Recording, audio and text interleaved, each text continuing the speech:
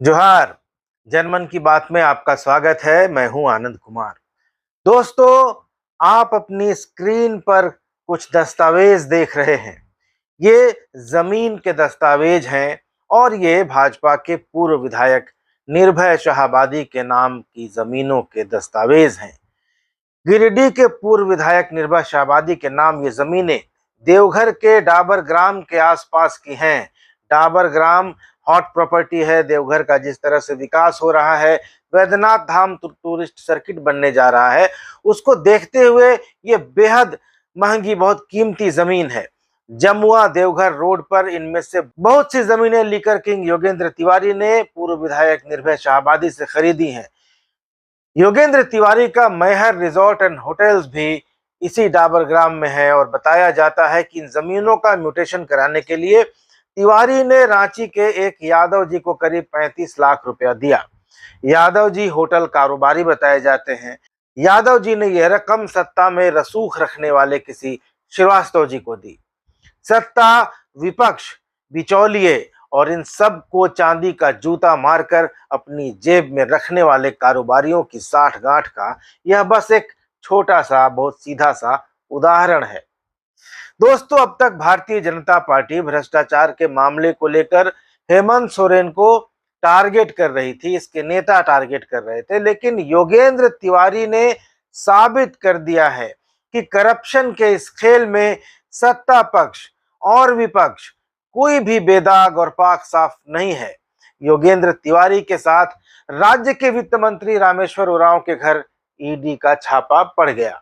उनके बेटे के योगेंद्र तिवारी के साथ बिजनेस टर्म्स होने की बात कही गई। भाजपा के विधायक रहे निर्भय शाहाबादी, भाजपा के नेता अमर टेकरीवाल और भाजपा के उम्मीदवार रहे अभिषेक झा के यहाँ भी ईडी ने छापामारी की है। राज्य में सत्तारूढ़ झारखंड मुक्ति मोर्चा ने पिछले दिनों 2 प्रेस कॉन्फ्रेंस करके एक बंगले की तस्वीर दिखाई और कुछ एक कंपनी के बारे में बताया और यह जताने की कोशिश की कि बाबूलाल मरांडी भी पाक दामन नहीं है और भ्रष्टाचार पर बोलने का उनका कोई राइट नहीं बनता, उनका कोई हक अधिकार नहीं बनता। लेकिन यह बात सही है दोस्तों कि झारखंड में काली कमाई का जो एक नेक्सस, जो एक कार्टेल बन गया है, उसमें सत्ता में शामिल दलों के लोग हैं तो सरकार को पानी पी पी कर कोसने वाले दलों के लोग भी हैं। कोई अछूता नहीं है। जेएमएम बाबूलाल मरांडी पर आरोप लगा रहा है, कई साल पुराने दस्तावेज और फोटोग्राफ दिखा रहा है, लेकिन उसी की पार्टी की झारखंड में सरकार है, वह जांच नहीं कराती है। जाहिर है, जांच कराने लायक कुछ होता तो जांच भी होती, इसलिए सिर्फ मीडिया को जरिया बनाया जा रहा है। बीजेपी को देखें तो वहां भी वही हाल है। जिस प्रेम प्रकाश को लेकर उन्होंने हेमंत सोरेन पर इतने हमले किए, वह आखिर किसके कार्यकाल में इतना ताकतवर हुआ, इसको सब जान चुके हैं। प्रेम प्रकाश ने अपने जिगरी यार पुनीत भार्गव के नाम पर इनोवा कार खरीदकर पूर्व मुख्यमंत्री रघुवर दास को दी। वे 2 साल तक इस गाड़ी पर पूरे हनक के साथ, लाव लश्कर के साथ घूमते रहे। सरयू राय ने सारे कागजात, फोटोग्राफ सोशल मीडिया पर सार्वजनिक कर दिए, लेकिन इस पर न तो जेएमएम के प्रवक्ता नेता ने एक शब्द कहा, न ही नैतिकता, शुचिता और ईमानदारी का दंभ भरने वाले बीजेपी के नेताओं ने एक कोई बात कही। तो क्या यह सवाल नहीं पूछा जाना चाहिए था कि आखिर रघुवर दास जी के पास पुनीत भार्गव के नाम से रजिस्टर्ड गाड़ी कैसे थी, उन्हें क्यों दी गई थी, किस एवज में दी गई थी, और पूजा सिंघल के घर ईडी का छापा पड़ने के तुरंत बाद, तत्काल बाद यह गाड़ी क्यों गायब कर दी गई। जेएमएम संथाल परगना बिल्डर्स के 17 साल पुराने डॉक्यूमेंट दिखा रहा है, लेकिन साल भर पुरानी गाड़ी की चर्चा तक नहीं करता। आखिर क्यों नहीं करता? क्या इसके पीछे कोई राज है?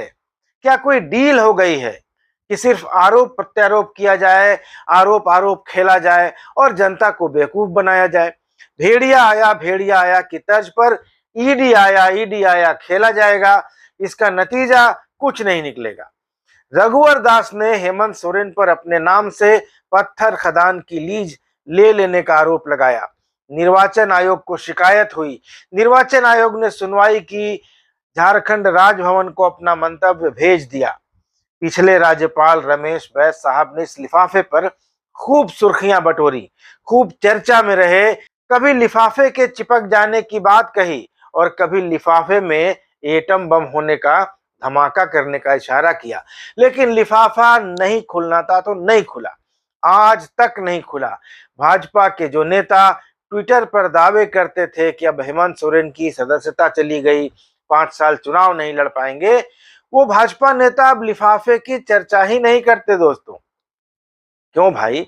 झारखंड की जनता को क्या यह जानने का अधिकार नहीं है कि आखिर रघुवर दास की शिकायत पर निर्वाचन आयोग ने क्या ओपिनियन दिया था, जिस लिफाफे के कारण मुख्यमंत्री हेमंत सोरेन को, विधायकों को, मंत्रियों को पूरा दल बल कुनबा लेकर रायपुर के रिसोर्ट में शिफ्ट करना पड़ा था।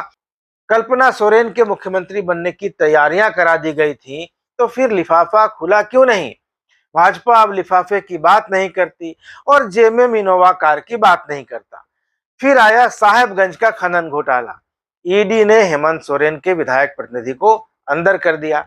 अभी भी बेचारे पंकज मिश्रा अंदर हैं। फिर उनके प्रेस सलाहकार अभिषेक श्रीवास्तव और पिंटू जी से 3 दिन पूछताछ की गई। उसके बाद खुद मुख्यमंत्री हेमंत सोरेन से भी पूछताछ की गई। फिर भाजपा नेताओं ने उस दौरान खूब माहौल बनाया कि गए हेमंत अब के अंदर, लेकिन हुआ उल्टा। ईडी की पूछताछ के बाद हेमंत सोरेन टाइट हो गए और भाजपा के नेता ठंडे पड़ गए। अब फिर रघुवर दास और बाबूलाल मरांडी हेमंत सोरेन पर हमले कर रहे हैं। ईडी भी जमीन घोटाले में 2 बार मुख्यमंत्री को समन भेज चुकी है, लेकिन हेमंत सोरेन टाइट हैं, सुप्रीम कोर्ट चले गए हैं, समन को राजनीतिक साजिश बता रहे हैं।